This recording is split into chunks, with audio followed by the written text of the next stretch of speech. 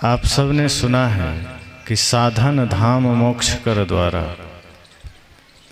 इस शरीर को मोक्ष का द्वार कहा।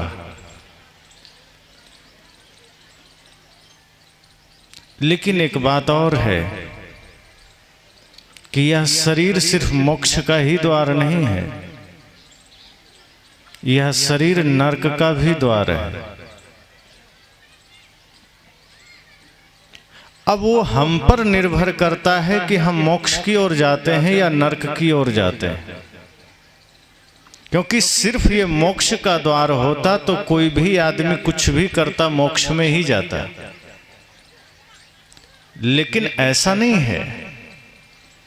अगर किसी कमरे में एक ही द्वार हो तो कोई भी आदमी उसी द्वार से निकलेगा, ऐसा नहीं दूसरा द्वार में कहीं घुसेगा। द्वार ही एक है तो कहीं और कैसे जा सकता है। इसी तरह अगर इस मानव शरीर में सिर्फ मोक्ष का ही मार्ग होता तो मोक्ष ही मिलता। कुछ भी करते, अच्छा करते, बुरा करते, हिंसा करते, अहिंसा में जीते, प्रेम करते, क्रोध करते, कुछ भी करते मोक्ष में ही जाते। टंकी में अगर पानी भरा है तो कोई भी टोंटी आकर खोलेगा, पानी ही मिलेगा।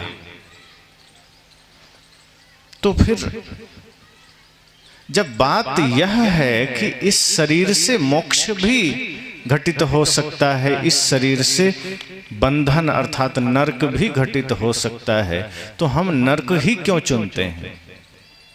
जब दोनों अवस्थाएं हमारे पास है, दोनों उपाय हमारे पास है, दोनों रास्ते हमारे पास है, हम नरक ही क्यों चुनते हैं? वैसे तो कल्पना की जाती है कि कहीं बाहर स्वर्ग मिल जाएगा, कहीं बाहर अगर यहां पाप किया तो कहीं बाहर नरक मिल जाएगा। तो मनुष्य जीवन मोक्ष की भूमिका तो है, नरक की भी भूमिका है, और वो इसी जीवन से शुरू होती। एक राजा एक फकीर के पास गया। अब राजा होने का घमंड तो था ही। जब वो गया तो झुका भी तो अकड़ में ही झुका। कई बार होता है आदमी जब समर्पण में झुकता है वो झुकना अलग होता है, अकड़ में झुकता है पता चल जाता है। तो वो फकीर के पास झुका और कहा कि मैंने सुना है आप बड़े पहुंचे हुए संत हैं, आपने अपने ज्ञान के दिए जला लिए हैं, आपकी बड़ी प्रसिद्धि है। फकीर ने कहा तुम जो कहने आए हो वह कहो, बात ज्यादा घुमाओ मत। राजा ने कहा कैसा फकीर, घमंड तो था ही। कहा बताओ क्या बात है। राजा ने कहा मैं यह जानना चाहता हूं कि स्वर्ग और नरक क्या है। फकीर ने कहा कभी चेहरा आईने में देखे हो? तुम्हारा चेहरा स्वर्ग और नरक जानने लायक है क्या? इतना गधा राजा हो तुम, और तुम मेरे पास स्वर्ग नरक जानने आ गए। अपने शिष्यों के तरफ इशारा किया फकीर ने, कहा देख रहे हो इस मूर्ख राजा को, ये मेरे पास आया है स्वर्ग नरक जानने को। अकड़ तो देखो इसकी, हैसियत दो कौड़ी की नहीं, स्वर्ग नरक जानेगा ये। इतना अपमान पहली दफा किसी ने किया था, और फकीर रुक ही नहीं रहे, अपमान किए ही जा रहे। इतने में राजा को आया गुस्सा, हाथ चला गया तलवार पर, म्यान से तलवार निकाला और अब गर्दन पर देना ही चाहता था कि फकीर ने कहा बस यही देखो नरक का द्वार खुल गया। तुरंत राजा होश में आया, कहा ये तो गजब तरीका इस्तेमाल किया फकीर ने। और जगह तो शब्दों से समझाया जाता था, और जगह तो प्रवचन दिए जाते थे, इसने तो प्रैक्टिकल में समझा दिया नरक क्या है। कहा बस अभी तुम्हारा नरक का द्वार खुल गया, और ये नरक बहुत भयंकर नरक है, इसमें तुम खुद भी जलते हो, दूसरों को भी जलाते हो। राजा को बड़ी गलानी हुई, उसे लगा कि बड़े चालाकी से फकीर ने जवाब दे दिया और एकदम पक्का समझा दिया, कोई गुंजाइश नहीं है कि इस बात को काटा जा सके। शब्दों को तो काटा भी जा सकता है, इसने तो प्रैक्टिकल हमारे जीवन में उतार दिया। इतना कहना था कि अब उसको आभास हुआ कि ये मेरी अकड़, ये मेरी हिंसा का भाव, ये मेरा क्रोध, ये व्यर्थ ही है। और सच में अब वो चरणों में सिर रखा और कहा मुझे क्षमा करना। फकीर ने कहा अब ये देखो स्वर्ग का द्वार खुला। राजा ने कहा मैं समझ गया, ये इसी जीवन में संभव है, ये बाहर कुछ भी संभव नहीं है। अगर हम भीतर से चाह लें तो स्वर्ग भी घटित हो सकता है, भीतर से चाह लें तो नरक भी घटित हो सकता है। जिस क्षण हम प्रेम में जीते हैं, जिस क्षण हम आनंद में जीते हैं, समझना वह स्वर्ग है। जिस क्षण हम क्रोध में जीते हैं, समझना वही नरक है। फकीर ने कहा समझ में आ गई बात। अब तुम सोचो कि तुम कितने समय स्वर्ग में जीते हो, कितने समय नरक में जीते हो। जिस क्षण जीवन में छल है, अर्थात मन में कपट है, छल है, समझना तुम नरक में हो। जिस क्षण ईर्ष्या द्वेष के भाव है, समझना तुम नरक में हो।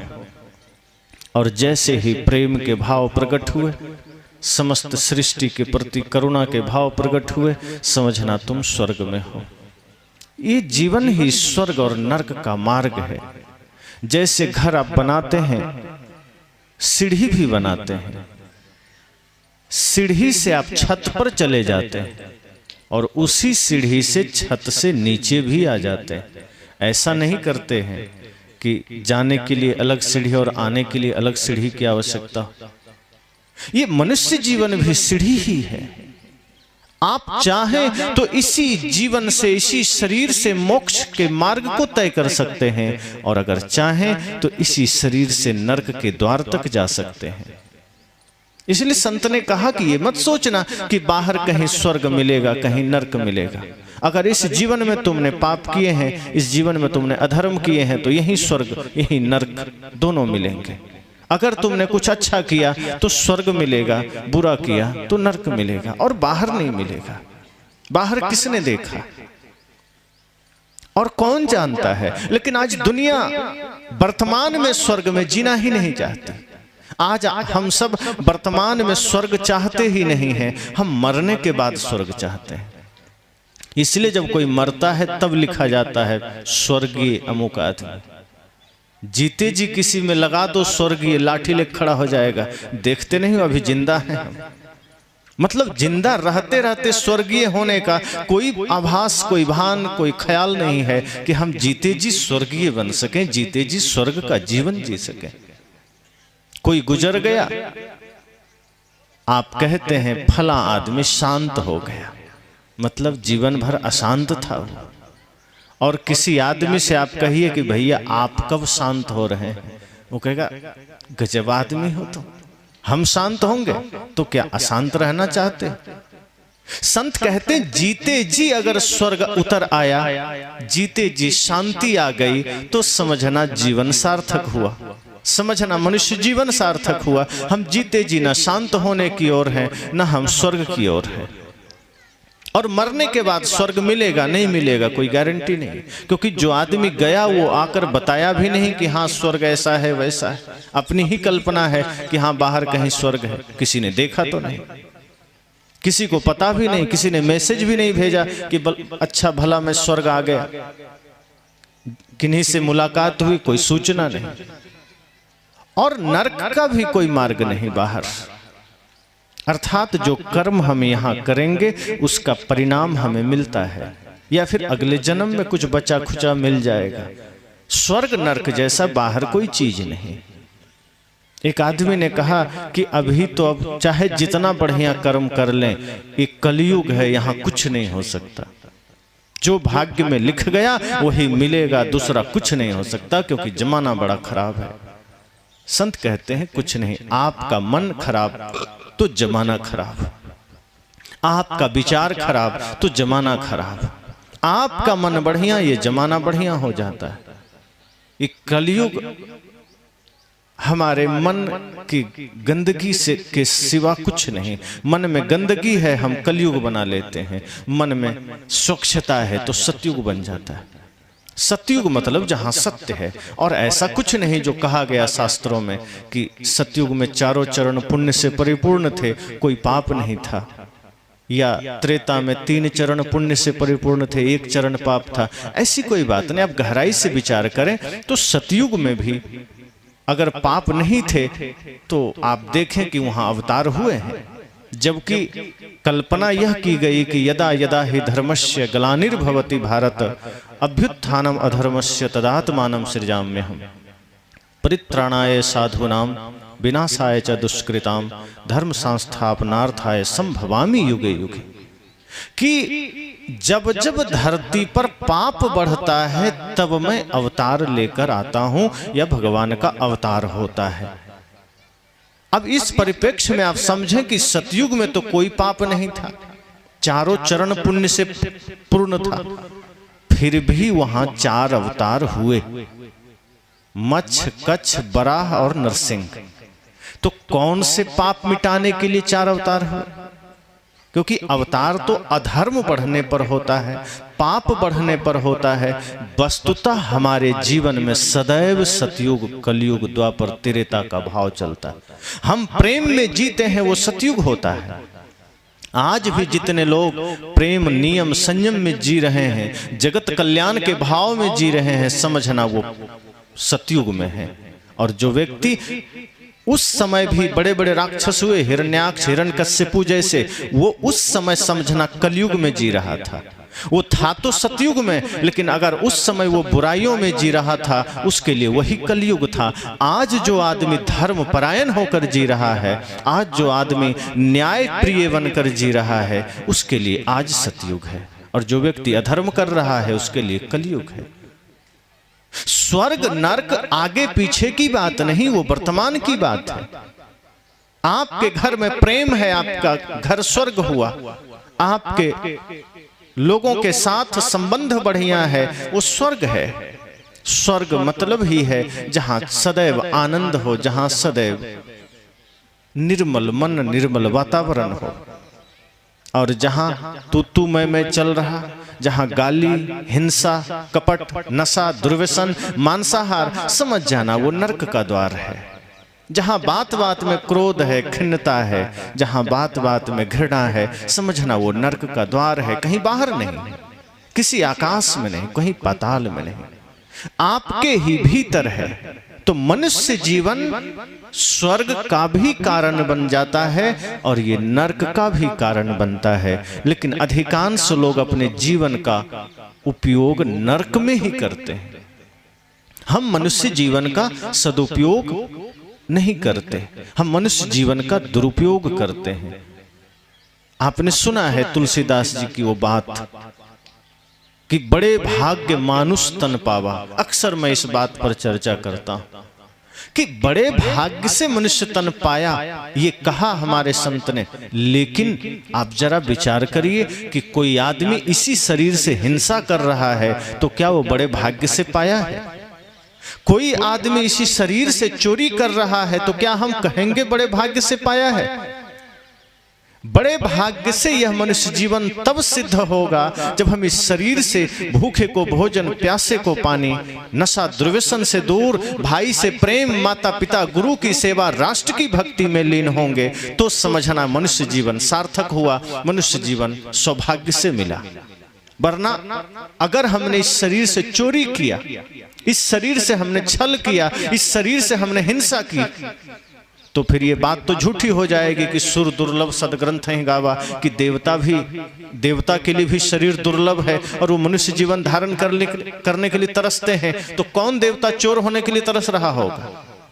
कौन देवता मांस खाने के लिए तरस रहा होगा? कौन देवता गुंडागर्दी करने के लिए तरस रहा होगा? देवता तब तरसेंगे जब मनुष्य वास्तव में मनुष्य बन जाएगा।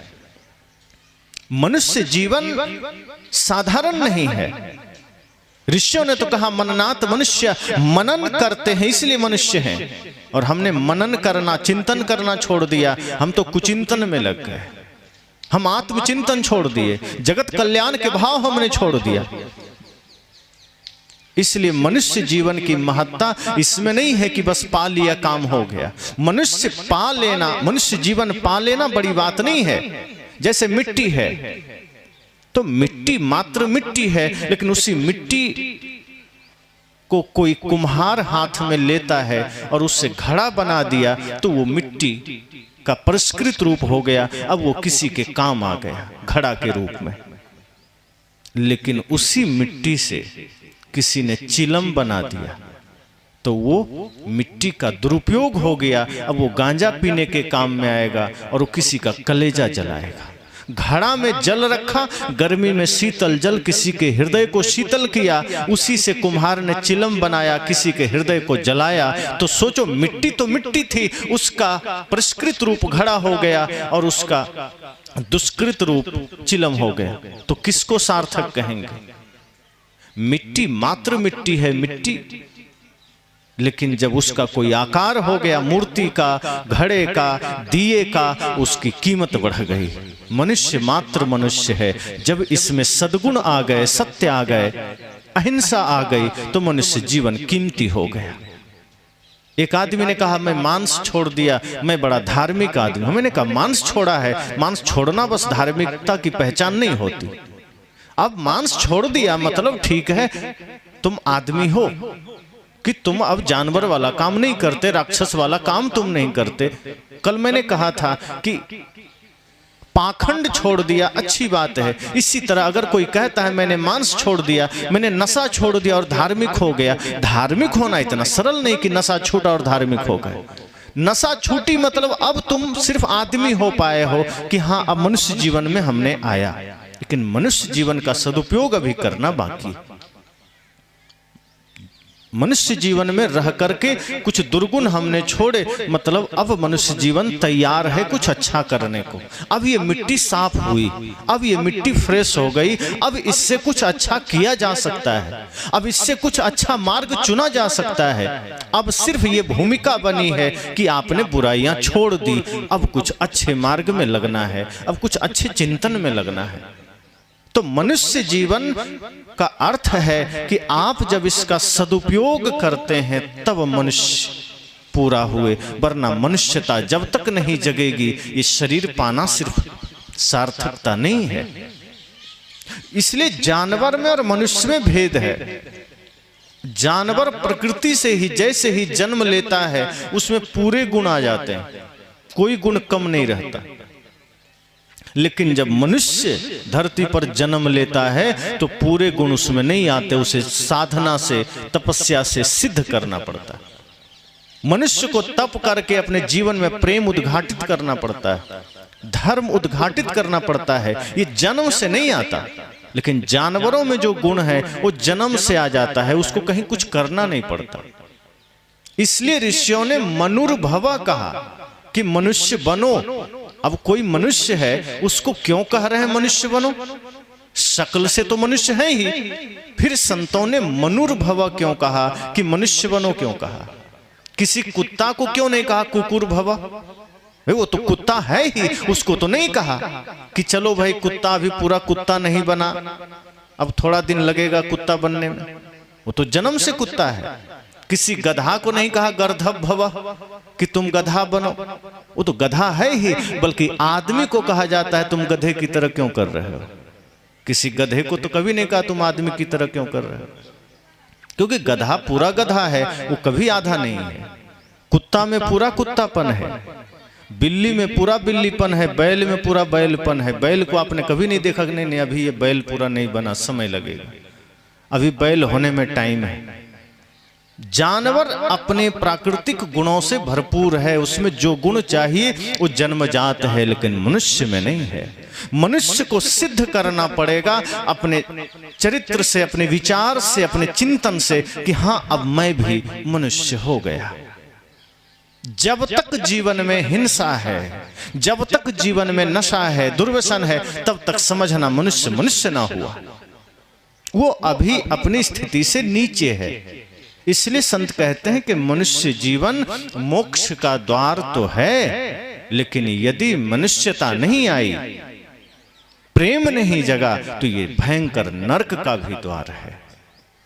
इस मनुष्य जीवन से चाहे तो अध्यात्म के शिखर पर विराजमान हो सकते हैं और चाहे तो पतन के मार्ग में भी जा सकते हैं।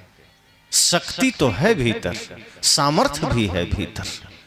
हम किस दिशा में अपनी शक्ति का प्रयोग करते हैं ये हम पर है। लादेन भी पढ़ा लिखा था, इंजीनियर था, अपनी शक्ति का दुरुपयोग किया तो भयंकर आतंकवादी बन गया।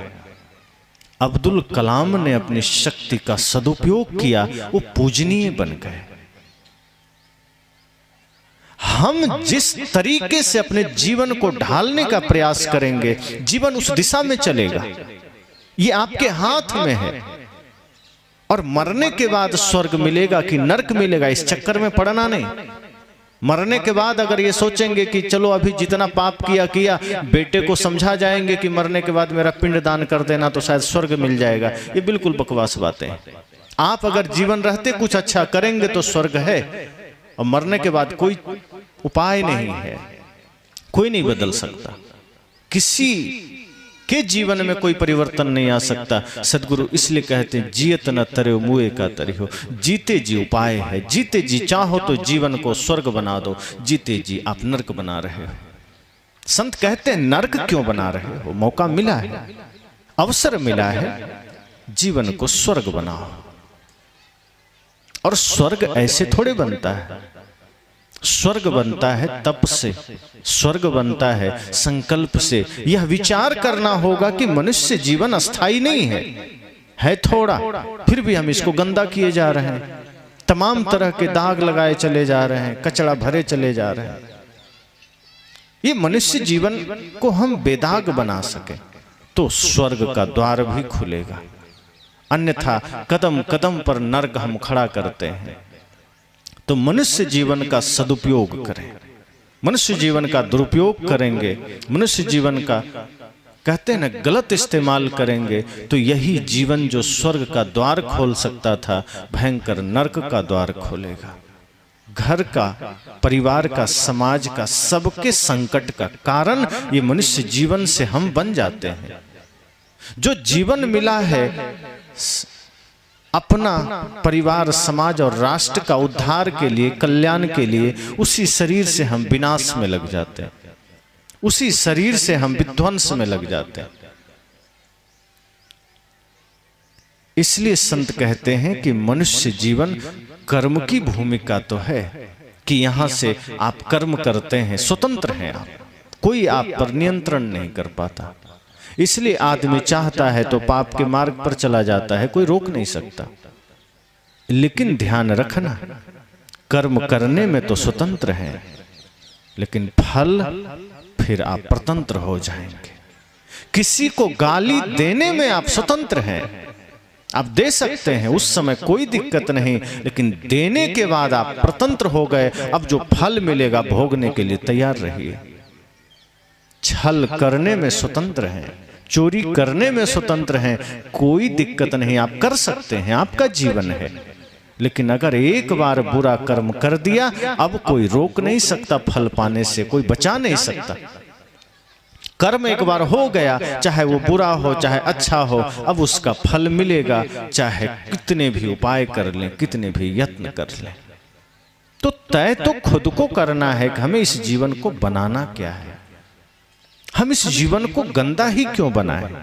अगर अवसर मिला जीवन को सजाने का, तो जीवन को बेहतर बनाइए। संसार तो बेहतर ही है, एक एक व्यक्ति का जीवन बेहतर हो गया तो समाज खुद बेहतर हो जाएगा। समाज की बेहतरी इसमें नहीं है कि कहीं बढ़िया घर बन गया, बढ़िया सड़कें बन गई, आदमी भी बढ़िया बने, बल्कि आदमी ही बढ़िया बने। झोपड़ी भी कहीं हो कोई हर्ज नहीं है, पर आदमी जब अपने आदमियत से गिर जाता है, अब बाजार चले जाइए, कहीं भी चले जाइए बाहर दुनिया में, आप हर जगह क्या कहते हैं कि समाज बड़ा बिगड़ गया। किसी भी रूप में आप नजर दौड़ाइए, चारों ओर आपको लगेगा ये स्वर्ग तो नहीं है, ये चारों तरफ नरक ही नरक है।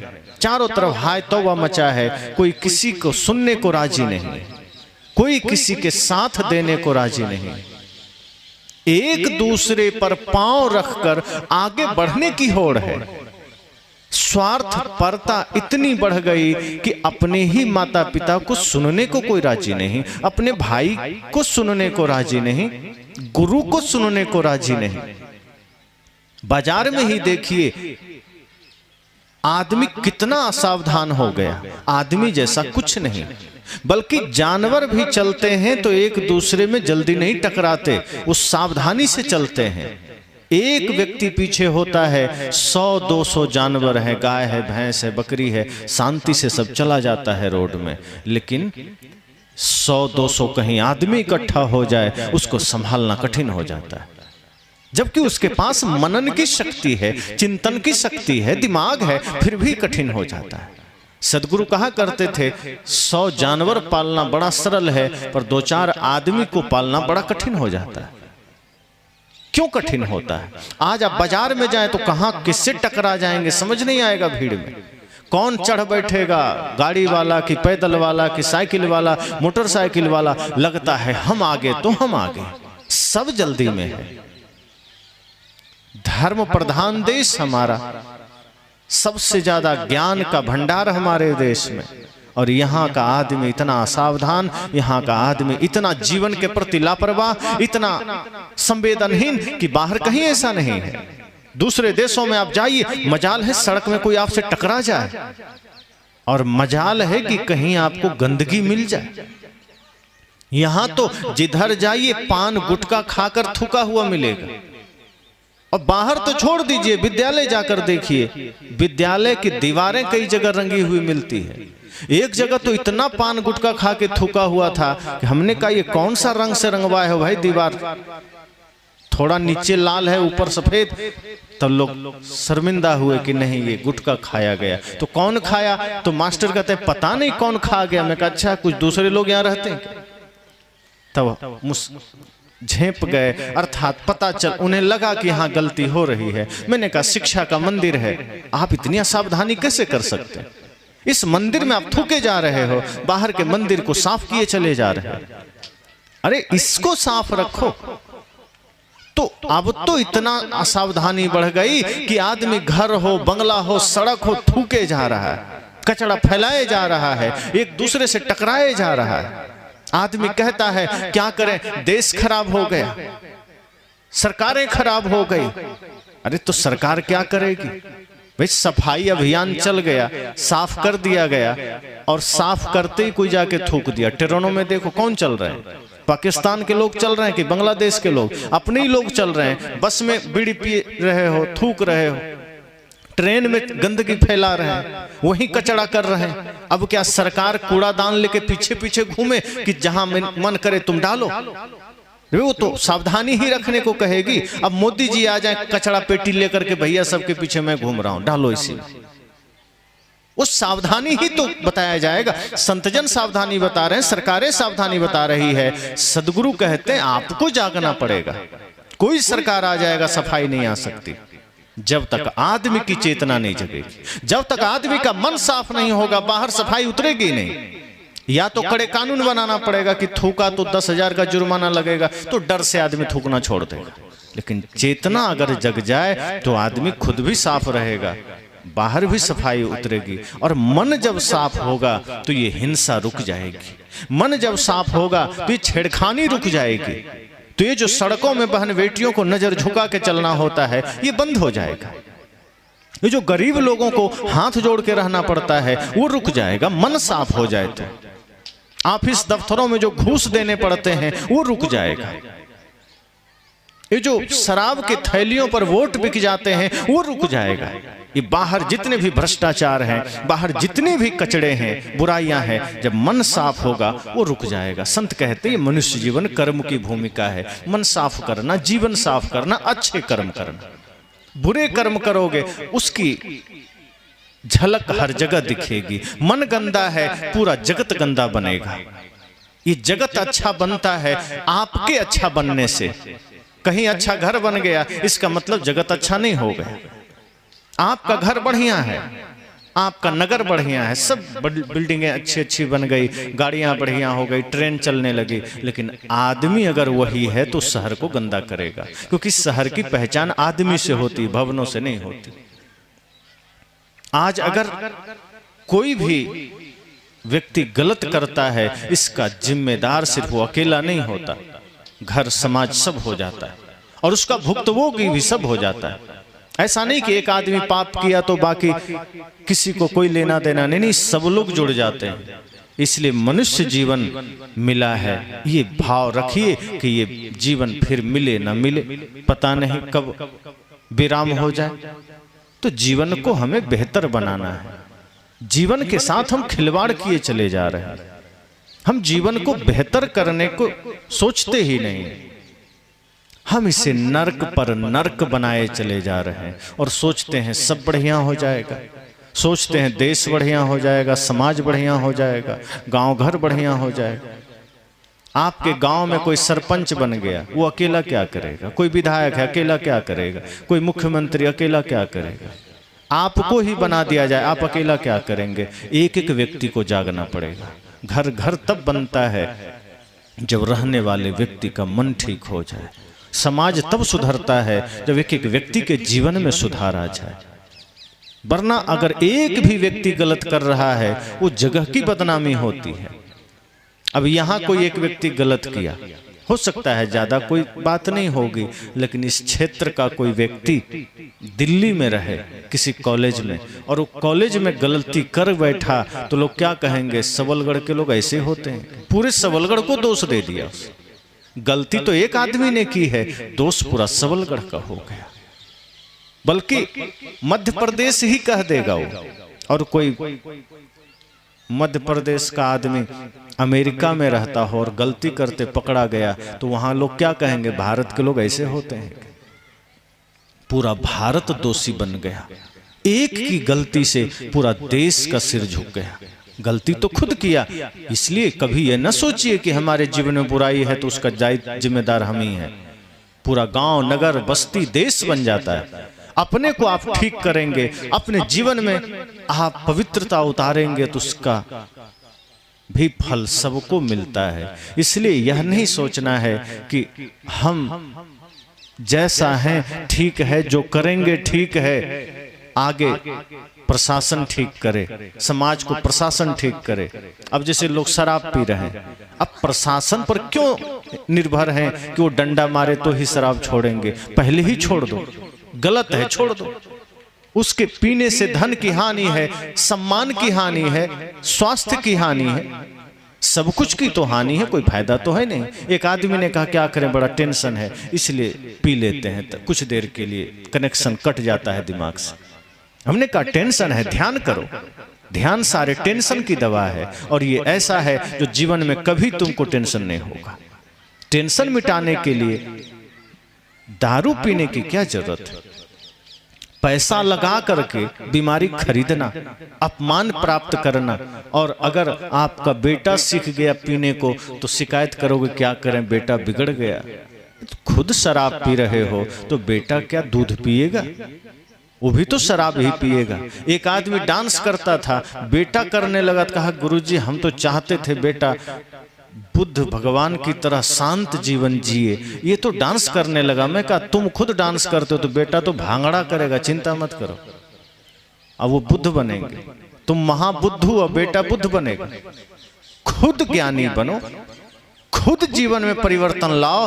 आप अपने जीवन को परिवर्तित करेंगे तो ही समाज के परिवर्तन का कारण आप बन सकते। सपने देखना तो बड़ी छोटी बात है, आप देख लेंगे, उसमें कोई मेहनत नहीं लगता।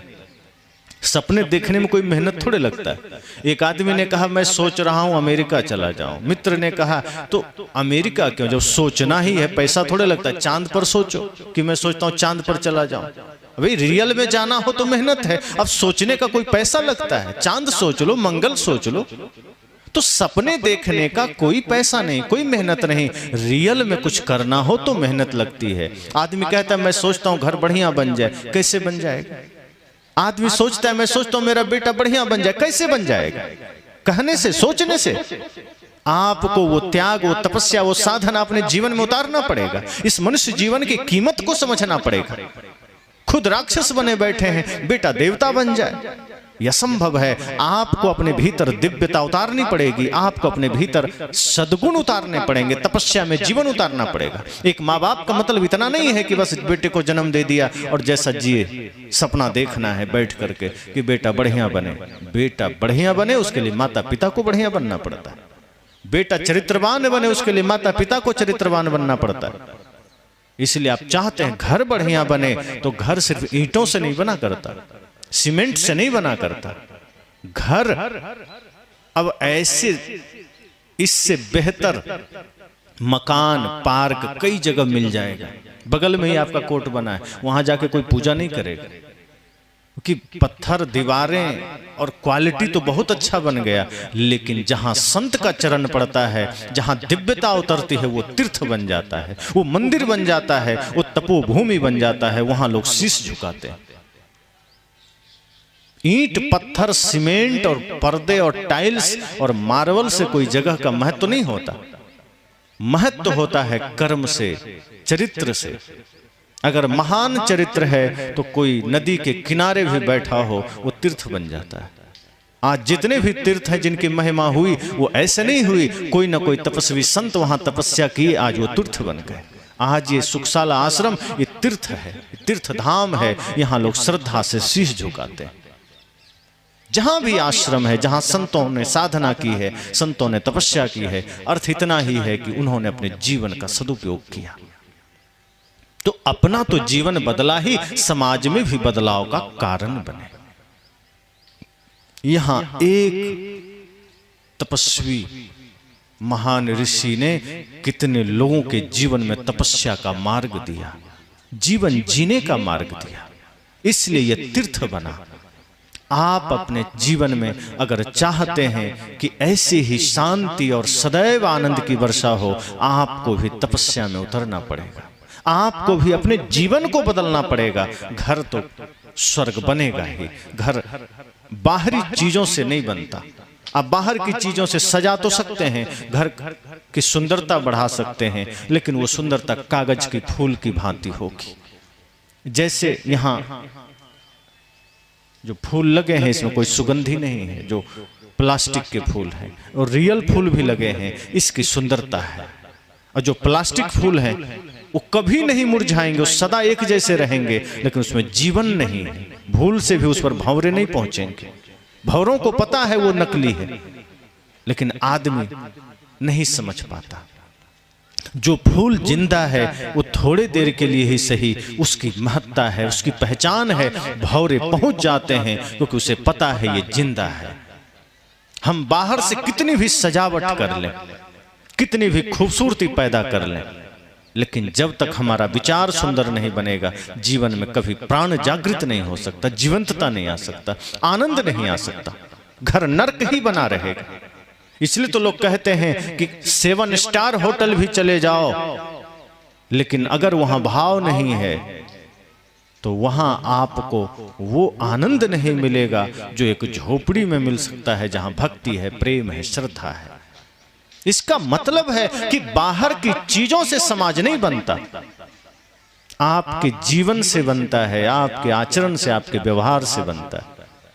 अगर आपने अपने जीवन में सत्य को धारण किया, अब जब भी बात आती है सत्य को धारण किया, तो लोग सोचते हैं सत्य को कैसे धारण करें, कोई कपड़ा है क्या, कैसे पहन ले क्या?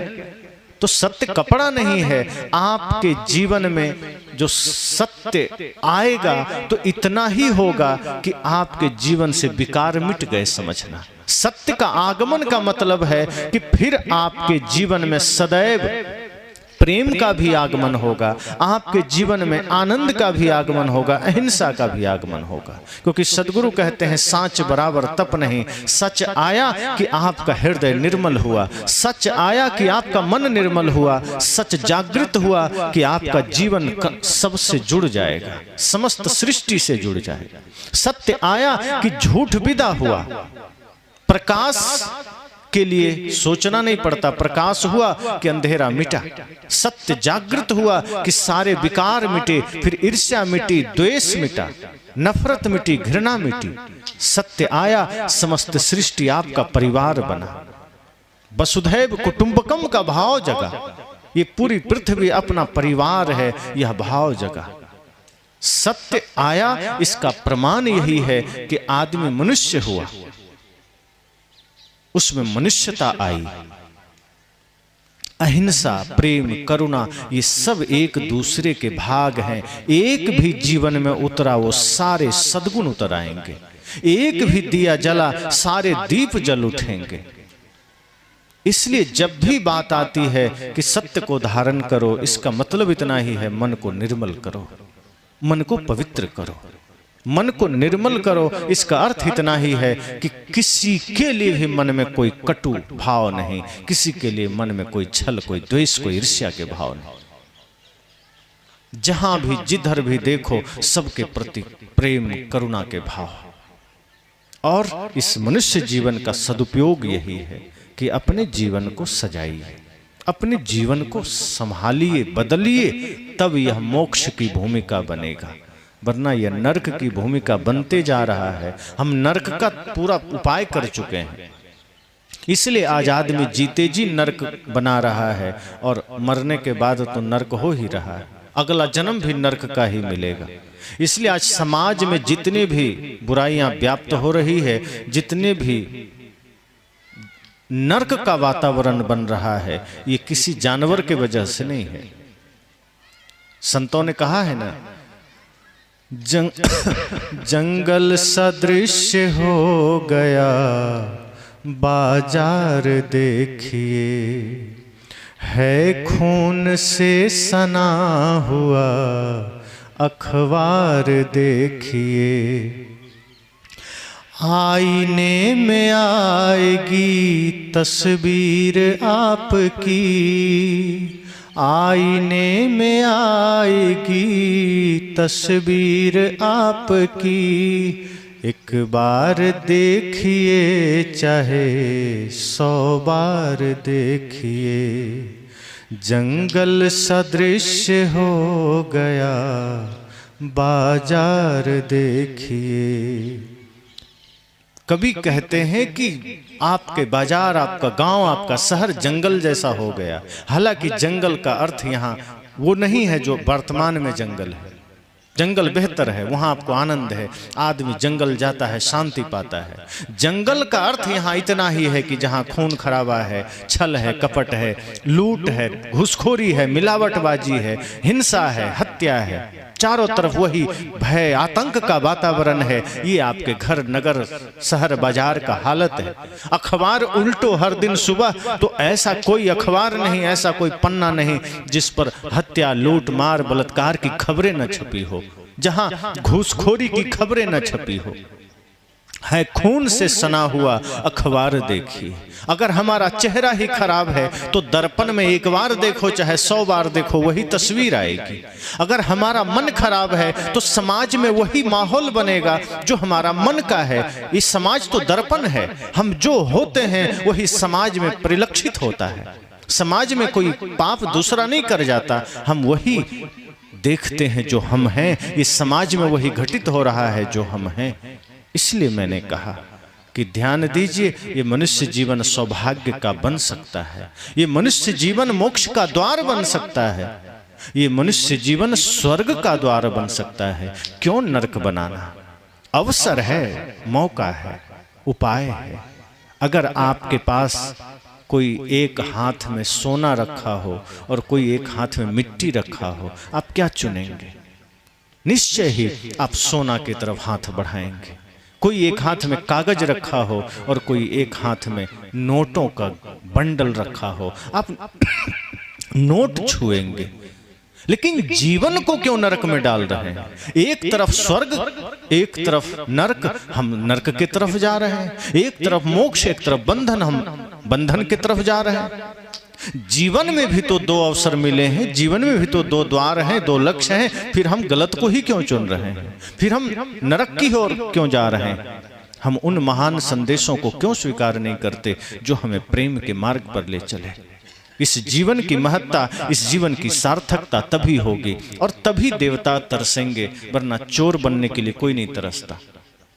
एक चोर भी नहीं चाहता उसका बेटा चोर बने। किसी चोर से पूछना, क्या तुम चाहते हो तुम्हारा बेटा चोर बन जाए? क्या तुम चाहते हो तुम्हारा बेटा शराबी बन जाए? शराबी से पूछिए, अगर कोई इसमें से शराब पीते हैं, आप अपने ही मन में सोचिए कि क्या आप चाहते हैं आपका बालक शराबी बन जाए? अगर कोई गलत काम करते हैं तो क्या आप चाहते हैं आपका बच्चा गलत काम करे? कोई नहीं चाहता। तो खुद के जीवन को क्यों नर्क बनाना? खुद के जीवन में क्यों हिंसा को उतारना, नर्क बनाना? जीवन को स्वर्ग बनाइए। ये जीवन से बड़ा मंदिर कोई और नहीं, आपके शरीर से बड़ा देवालय और कोई नहीं। इसलिए ऋषियों ने कहा, देह देवालय स उच्यते। ये देह ही देवालय है, ये परमात्मा का मंदिर है ये शरीर। इस शरीर की स्वच्छता का ध्यान रखिए। एक बार बाहर के मंदिर में ना जाना हो कोई चिंता की बात नहीं, अपने भीतर के मंदिर में प्रवेश करिए। बाहर के मंदिर में कुछ चढ़ा पाओ ना चढ़ा पाओ कोई चिंता की बात नहीं, लेकिन अपने भीतर के मंदिर में सदैव पवित्रता का ध्यान रखिए। यहाँ अच्छी चीजें चढ़ाइए। बाहर के मंदिर में गए, अगरबत्ती जला के आ गए, अपना मंदिर शरीर का मंदिर यहाँ बीड़ी जला के आ गए। ये कैसी नासमझी है? इसमें सिगरेट जलाए जा रहे हो। बाहर के मंदिर में गंगा जल से अभिषेक कर रहे हैं, दूध से अभिषेक कर रहे हैं। ये परमात्मा का मंदिर साक्षात, इसमें शराब से अभिषेक कर रहे हैं। बाहर के मंदिर में बतासे और लड्डू चढ़ाए जा रहे हैं, इसमें गुटखा चढ़ाए जा रहे हैं।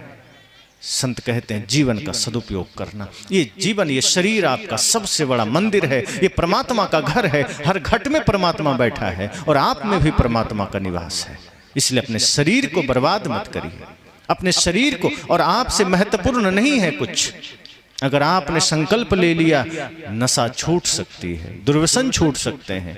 मनुष्य चाहे तो कुछ भी कर सकता है। संकल्प अगर आपने लिया तो इस धरती पर कुछ भी असंभव नहीं है। लेकिन हम कमजोर बनते हैं, हम लाचार बनते हैं। आदमी कहता है क्या करें, आदत हो गई है, बिना चाय के, बिना शराब के, बिना बीड़ी के अब काम नहीं चलता, परेशानी हो जाती।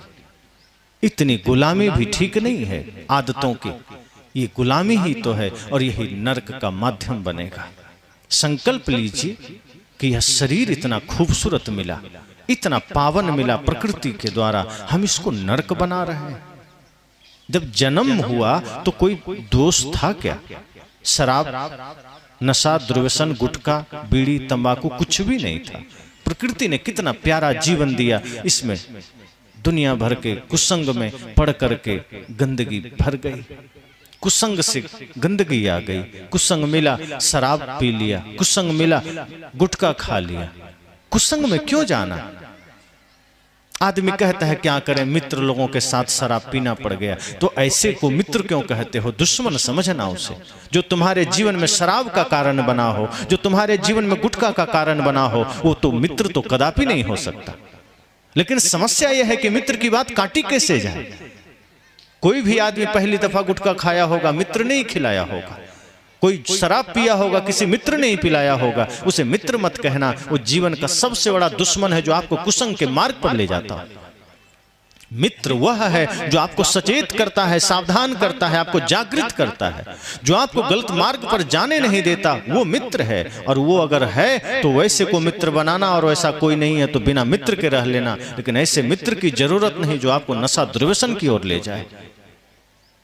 और सच तो यह है कि मित्र ही आपके जीवन के बुराई का जिम्मेदार है, वही आपको बुराई में ढकेला है।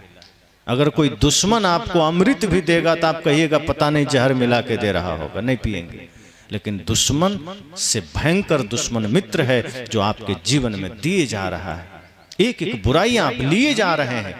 इसलिए तो सदगुरु कहते हैं संगत से सुख उपजे। अगर बढ़िया संगति है सुख होगा, कुसंगत से दुख हो। अगर संगति खराब है तो दुख होगा।